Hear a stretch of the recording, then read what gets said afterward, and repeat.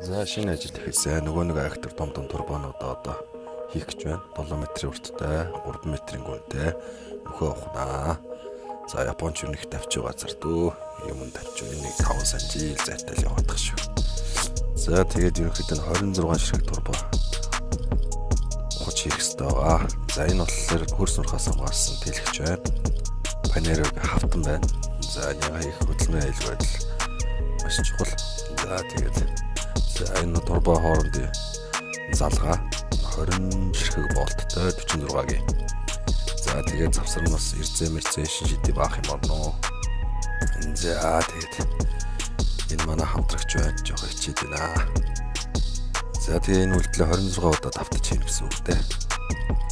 За энэ болохоор турбан дотор холбосны дараа миний орж хийдэг ажил байгаа. Тест байгаа. Энэ одоо залгааны хэсэг агаар байна уу, битүүмж хэр байна? Ус гарах нь уугүй бүгдийг шалгана. За ирцэнэ хийгээд тэлэгчүүдэд хэлнэ. За энэ болохоор ус хийдэг помп нь байна. Даралттай ус шахна гэсэн үг. Гараар даралт юм.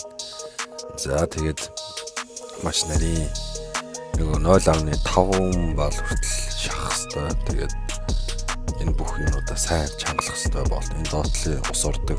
Энэ болохоор дээдлийн ус гардаг, агаар гарах юм байна. За ингээл угсрана да. Ингээл угсраал хийн шүү дээ. За тэгээ хийж идэл болчул яана гэж бас бодох шиг. За тийм ч юм бэ. За тэгэл ингээл тикетлэн чангалсан да бүгд ингээд тойруулаад 408 зөвс чангалаа. За тэгээд миний ажил дуусаад бүх юм окей, ямар ч агаар магаар байхгүй байна.